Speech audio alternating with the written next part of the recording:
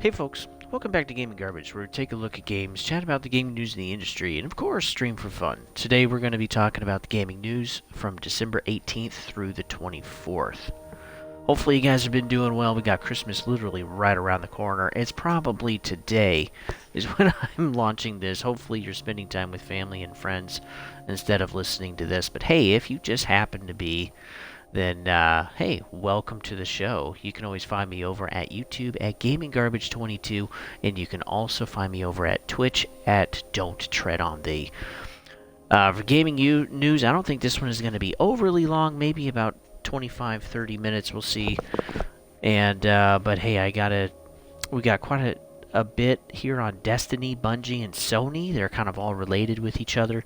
We got some stuff on Epic winning a lawsuit, so that could change some things for the industry. We also got a little update on the day before. We got to talk about the hacker that leaked a whole bunch of stuff from GTA 6, and then also we got to look at the hack at the hack at Insomniac Games. So of course, if you want to speed this up a little bit, you can always, if you're watching on YouTube, don't forget you can always watch this at 1.25 times just to speed it up and save yourself some time. I know I'm plenty busy, but hey, let's go ahead and get into this. So let's dig into Destiny a little bit. We got an update from Bungie on Destiny, and it ended up being quite a bit more information than maybe what they normally do, because they just generally kind of talk about the game, some updates and all that good stuff. But let's go ahead and get into this. So one of the biggest things was that we find out that Destiny 2's final shape is now delayed again until 2025 on March 1st. Now they already have a date set, so they're probably fairly firm on this one.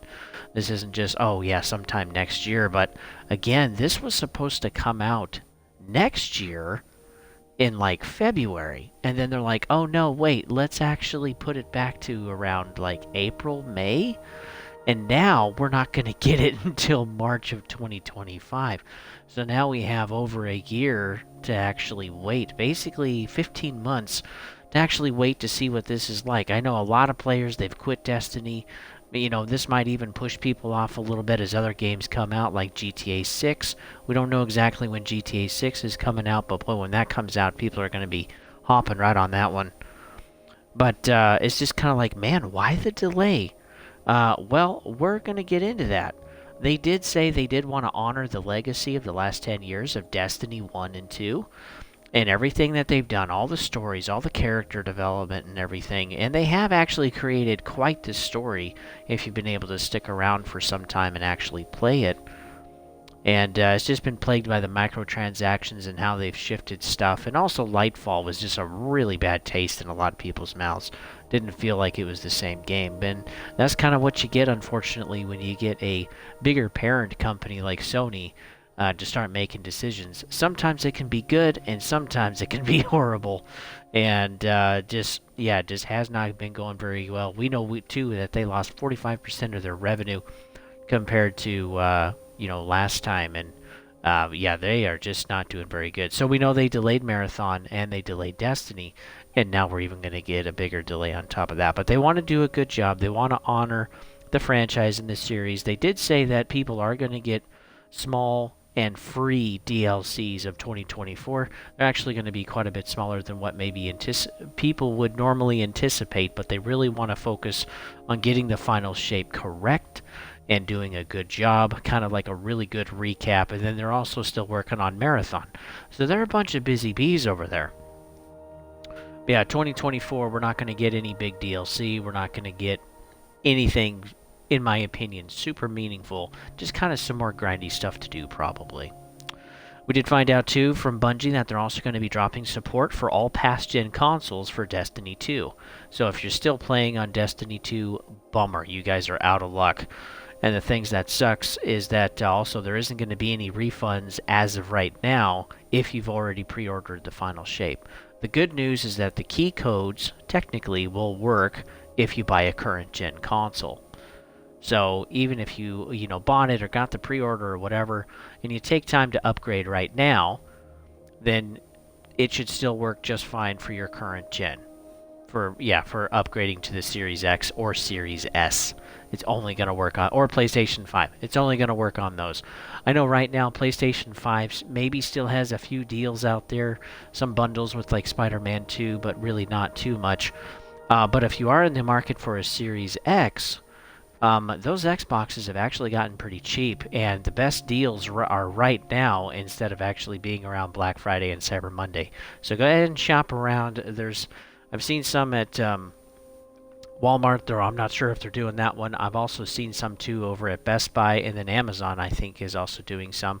And then so is the Xbox store. So I see that flash up on my home screen every so often. So go ahead and check that out if you're in the market. They also said that the reason they're dropping support is because it's buggy. It's also making the servers unstable. It's creating more crashes. And crashes can just be utterly frustrating when you're playing any game. Because a lot of times you actually lose that progress and you lose that points. And most matches can be, depending on what you're playing, anywhere from 10 to 25 minutes, and it can be incredibly frustrating to lose that progress. But yeah, they're just feeling that they have to move on in order to actually to continue on with their projects. And I really don't think that Marathon, if they're doing this for Destiny 2, I don't think Marathon's going to be able to have support either. We know that's coming out also in 2025. At least that's the plan so far. We also found out, and this may not be a good thing, we also found out that Bungie is going to have some new leadership. So they're going to be getting rid of the chief executive officer. They're going to be shipping him out of here. And he's been with Bungie for quite some time, working with Destiny for a long time. He's contributed a lot to the franchise. And so on January 1st, literally like 5 days from now, we're going to be getting Bobby Kotick, which is the ex-CEO of Activision Blizzard. And, oh gosh. We were so glad to see him leave Blizzard, and now that he's going to be moving right into Bungie, I just can't see that being a good thing, unfortunately. So I think things are going to get rougher for Bungie, and so now we have Marathon. He's going to help with some of the development of that, and then also the last little few years of basically Destiny. And good gal, I'm not very excited about that. He says, quote, he is excited to lead the company to future success. So we know that Bungie has had a bumpy ride. They've also had some really good, but also some really bad DLCs with Destiny.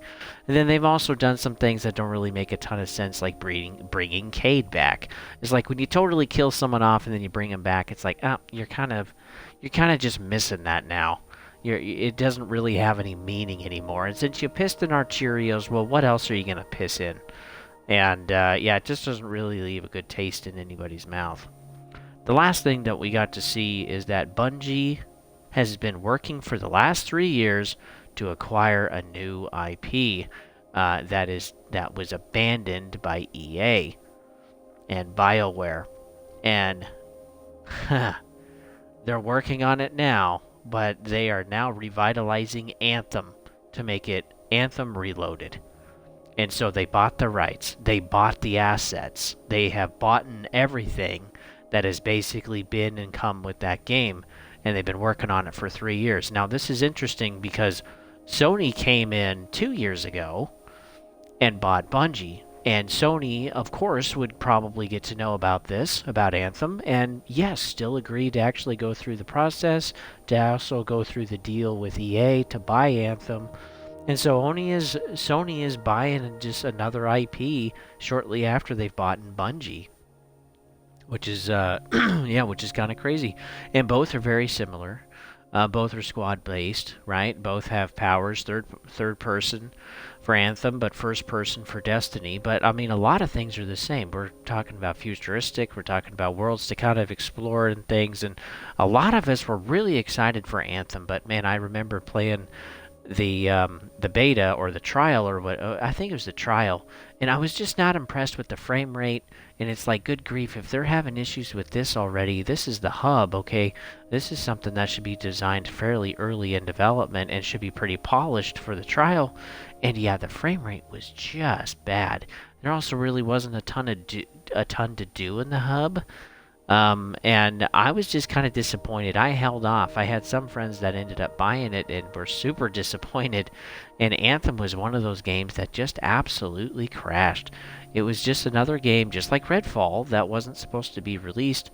But, they pushed it out anyway. And BioWare tried their hands at creating a live service, but they learned from that one. So they were looking at doing live service to Dreadwolf, the next Dragon Age game, but they decided, no, we shouldn't do that. We're just going to stick to actually what we're good at, and it's just going to be a normal story-driven RPG.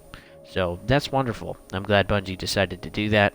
But I think it is cool that a company is going to try to rebuild Anthem, basically, and relaunch it. But, man, good luck. Because some people really got damaged or burned by how bad Anthem was. And then there were a ton of other people that also didn't want to play it. You could literally buy Anthem right now for like $1. I mean, that's really freaking brutal, folks. EA has completely abandoned the project. I mean, so, I don't know. They probably bought it pretty cheap, I would guess. But they've been trying to take 3 years to acquire it. So, it's definitely taken some work. But now they're working on Destiny. Now they're building a new game, Marathon, and then they're going to have Anthem Reloaded. So Bungie has plenty of stuff to work on. I hope it's not too much of a workload. Right now they're on a 3-week, basically, holiday and getting some rest. But, God, they got their work cut out for them when they get back. That is going to be crazy. Last little bit is there's going to be more news on Anthem Reloaded later in 2025. So we'll probably see a trailer. We'll probably get some updates. We'll probably get maybe a little bit of gameplay. Yeah, we'll see. But for right now, they're going to be working on Destiny and Anthem in parallel, along with Marathon. So that just sounds crazy to me. That's a whole lot to bite and chew off, but they're all generally the same. Okay, there's loot in the game. It's futuristic. There's going to be PvP and probably PvE elements to all 3 of these games. And it kind of really got me thinking. It's like, okay, they've bought these games basically in short order and are helping with their development. And so Sony is really going in a lot on these looter shooters. And then it got me thinking to something that I learned earlier this year, which was Sony's patent. Now, their specific patent for this type of kind of technology is to create an NFT platform that allows digital items between games, users, and hardware to be moved and traded and bought across. And so, if you read the patent, which I took some time to look at some of the diagrams and look at some of the explanations, but I mean, we're talking about a completely different platform that kind of acts more like a hub for NFT trading within the Sony ecosystem. And they don't want it just to be with just Sony. They also want it to be able to cross into Nintendo, be able to cross into Microsoft and PC and Epic, and I mean everything, literally everything, in all hardware. So basically there'd be a type of app that you could probably go through, and then that would be your trading medium. And then this would also allow the possibility of allowing users to become content creators or be able to work toward items in the game and then be able to sell those items to other players to use in that game or other games as well. And we know that, too, Sony has a lot of different games that they're planning on doing. They did kibosh quite a few of them, but they still have quite a few others left that they're working on, and we know that Anthem is going to be one of them. So again, this is all going to take a lot of time to figure out in the past, or in the future, and we know that Sony applied for the patent in 2021, and normally these digital or electronic patents take about 3 years, maybe 4 years to actually complete. Before they get approval. And they don't always get approved either, because they have to go through a ton of rigorous work. If you've ever read a patent, don't do it when you're tired, which is most of us all of the time, because it's going to put you to sleep. But yeah, I am curious what Sony's kind of plans are, but it's got to revolve around these games. And looter shooters are great for NFTs, because there's tons of items all over the place, and if you get a good one, well, it becomes higher value and you can actually start getting money for that. So we know that we saw this, I think, with Diablo 2 or Diablo 3, where people literally had a store where they could farm items in the game, actually sell them on a private marketplace to other players, or level them up and sell them for more and all that stuff. And people actually quit their job to actually do that basically full time, Monday through Friday or Tuesday through Saturday, whatever. And they actually made pretty good money. Some of them even made thousands of dollars a month just farming items in games and then reselling them to other people, or finding loopholes and hacks and that kind of thing. And so, are we gonna get basically a Ready Player One type of environment? Is Sony gonna be able to kick that off? I don't know. If you've never seen Ready Player One, basically the world sucks, and the way that everybody gets through and survives it mentally is to go into a place called the Oasis, and it is this massive digital VR environment where players are able to engage and play all sorts of different games, and everything is based off of loot and items and currency and completing challenges and quests and whatever. And it is actually a pretty fun movie to watch if you're a gamer, such as myself. But I kind of wonder if that's what Sony's gunning for. Now, we know that Meta has kind of tried this vision, but they've been doing a horrible flipping job. Their stock has gone up 300%, or 3 times, since things really started bottoming out in 2022. And we know, too, that Meta's not going anywhere. And they have a ton of user data to kind of create systems to get people to play or entice people or put ads in the VR or whatever, which, oh, God, just can't wait for that. But yeah, we'll see what happens with that. I'm actually very curious. Let's see, on to some other news. So Epic has won their antitrust suit against Google. Now, this is actually a pretty big deal. The issue was that Google basically had a financial constraint, and Epic was complaining that, through their V-Bucks and other things with their games or services, Epic wasn't actually earning a fair wage by using Google's platform. And so they said, hey, here's the evidence that it's not fair. We want to be basically reimbursed and have a more fair trading platform on, or a trading situation on Google. And they ended up winning, which is great. They did try this against Apple, but they were denied on that one. The judge did not side with them on that one. So they're actually going to go back to the Supreme Court now with a decision with winning against Google and say, look, we basically presented the same argument with the same data and information, and, we're going to see if the Supreme Court can actually overturn the decision of the judge. So it's a type of appeal, and ultimately, the biggest appeal you can do is to the Supreme Court, and that's usually a last-ditch effort. And so they can't have Apple again in court to do double jeopardy. That's illegal. That's taking them to court for the same thing a second or third or fourth time. You can't do that. Once it's ruled, that's it. But you can appeal to overturn a ruling through the Supreme Court. And so that's what Epic is now going to do after winning against Google this week.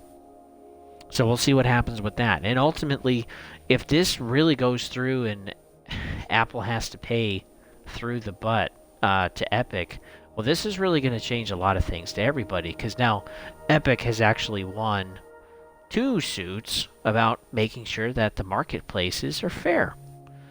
And the biggest thing that Epic had with Apple and Google is they wanted to be able to use their platforms, but they didn't want to pay their prices. And in a way, I agree. Hey, this is the price. You're going to use our platform. This is just what the price is. You don't like it? Well, you don't have to be here.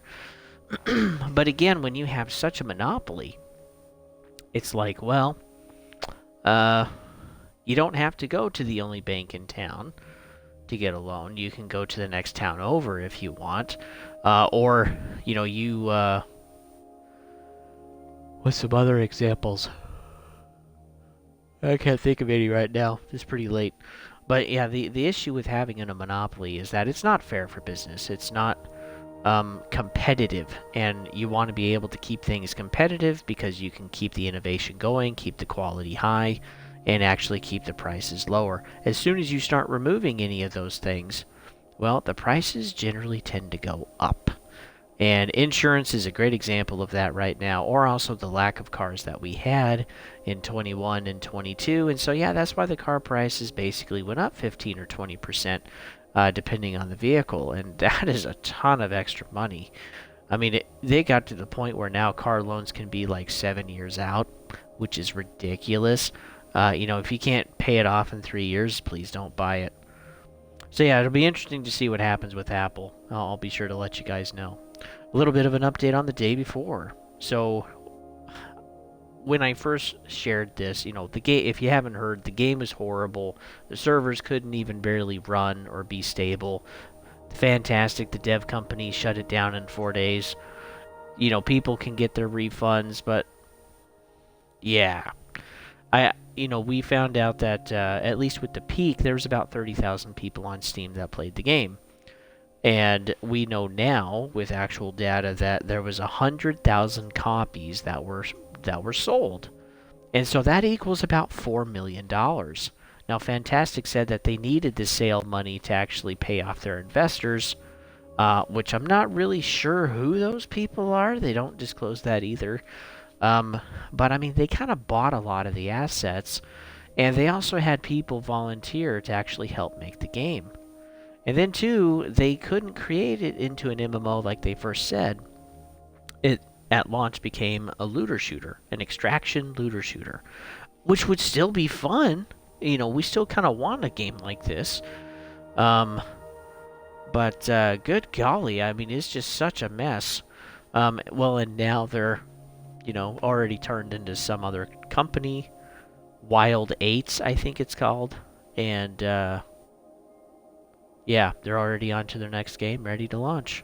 It's horrible. It's just one of the biggest scams I've ever seen in video games. And I wonder, too, how many people got their refunds. Hopefully most of them. Hopefully everybody, but probably not. But, because, yeah, this game was $40 for early access, folks. And then the game only runs for 4 days. No, they knew exactly what they were doing. But I was just giving you an update that there was about 100,000 copies sold for this game that was just garbage. And I feel bad for the people that can't get their money back. That's awful. Technically, the publisher has said, hey, everybody that wants one is going to get their money back as a refund. Just contact them and let them know. But, hopefully there's enough money to be able to do that. We'll see. So next is the hacker of the GTA 6 leaks. So we did talk about this. We found out it was somebody's son, like a developer's son was actually doing this. And, we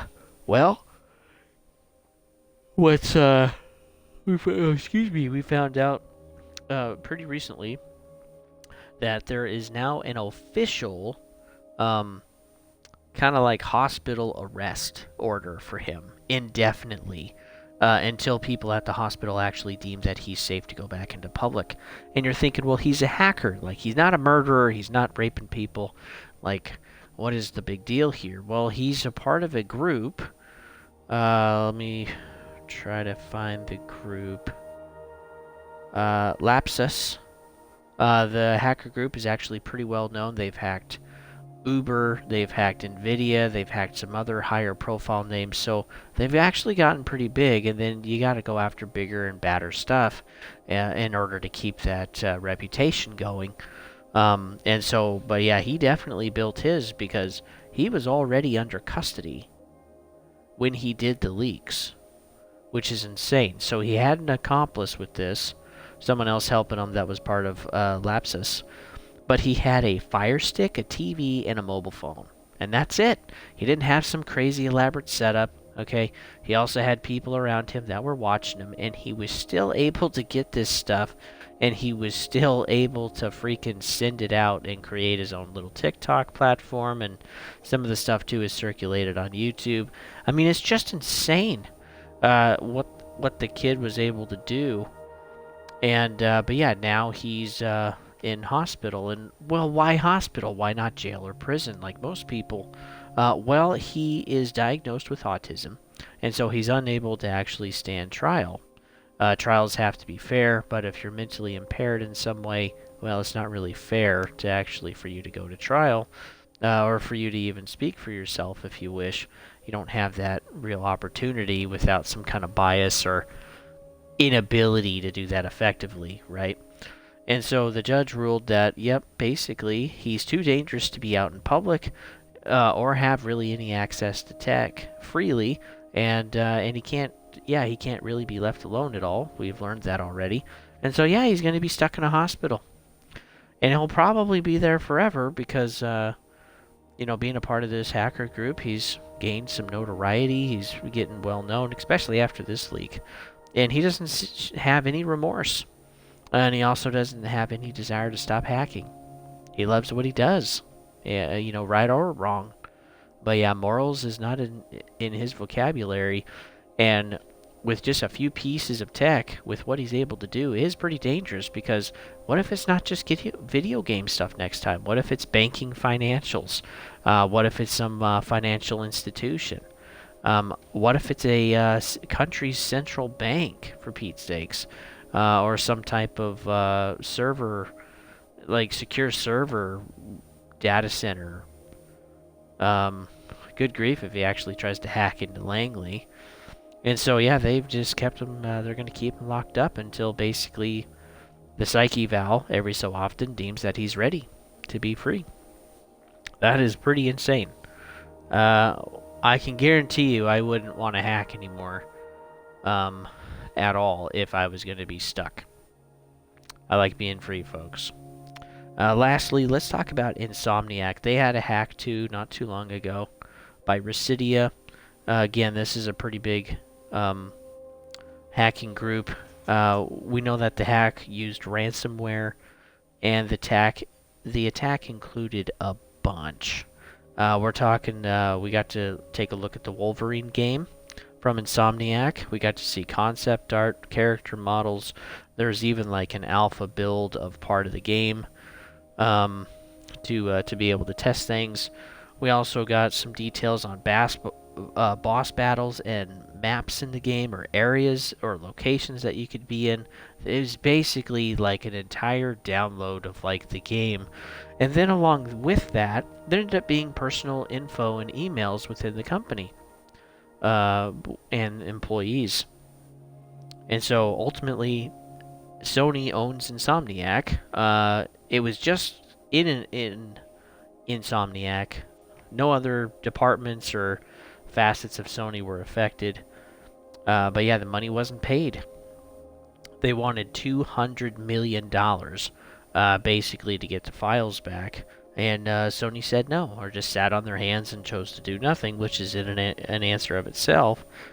And so the stuff ended up being released. They did have an auction, but again, no one bid on the auction. Nobody wanted the data. And so, since Insomniac wasn't going to pay, Sony wasn't going to pay, and nobody bid on the auction on the black market, they just released everything. They just shoved it out there. And also, this had future game plans.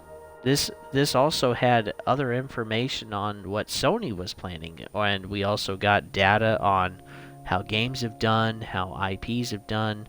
Again, future projects. I mean, there was a ton in this for the next decade. It wasn't just like the next few games. I mean, this was the next decade of Sony. And so, yeah, this was 1.3 million files, or 1.67 terabytes of information. This is a huge amount. And, the horrible thing is the employees that get affected, because this wasn't just current employees. This was pretty much all past employees, too. And in my mind, if you're not an employee anymore, maybe after a year or so, all of that past stuff should be scrubbed, because the company doesn't need it anymore. And it's kind of ridiculous that they still have a bunch of that. Or maybe they even have all of it. And if they do it, excuse me, I'm sure others do too. But yeah, this personal information had credit card numbers, places of residence, passports, photocopied, actually, passports, And probably SSNs too, because that's some of the data that the company needs in order to turn it in and make right with the IRS and all that stuff so that the gov can get your money. But yeah, that is a ton of stuff floating around out there. And I've got to say, we have just had an incredible amount of hacks. We've had utilities talking about being hacked. We've had secure companies that keep networks and files secure. They've also been getting hacked. My even mortgage company got hacked a couple of months ago. We've had banks being hacked, and now we've had stuff with GTA6. There's been other games too that have been hacked. I mean, it's getting ridiculous. Hacking is like the way to go now, and it's getting pretty popular. And if it wasn't lucrative, people wouldn't be doing it. But definitely, I think there's a sense of accomplishment too. You're doing something that is hated by everybody that technically you shouldn't be doing. But man, if you're really good at it, you can get actually quite a bit of money. And some of the most important stuff in the world is information. And if everything's hooked up to a server like it is today in first world countries, well, guess what? You can get everything. Even the Pentagon. For Pete's sakes, folks, even the freaking Pentagon has been hacked, and we've even had a virus on the International Space Station. So, nowhere is safe, folks. It doesn't freaking matter. If a company wants your information, say no or ask why. It's a really good idea. So for news this week, I got my information from the Angry Joe Show. They have a couple of videos. Also, Young Yeah had a couple of videos on stuff with the hackers for GTA 6 and the Residia hack on Insomniac. And then also I got some of the information from Bellular News. I don't use them all the time, but sometimes they actually have some pretty good videos. And they do release news videos actually quite often. That's really their channel, is news. And so I suggest you take time to check all three of those out. So thanks again for watching, folks. You can always, again, find me over at YouTube at GamingGarbage22 and also at Twitch at Don't Tread on Me. And don't forget, folks, the channel, I appreciate those of you that have subscribed and just the support that you've given and some comments, and some of you have reached out, which is cool. And even some of you I play games with now, which is really awesome. But also, continue to share. Don't just like and sub. Also share with other people. Share the channel with others that you think would like it. And hey, please give me some feedback too. I always want to try to improve the channel. And I can't improve everything, as I'm limited here right now. But I will, of course, improve what I can.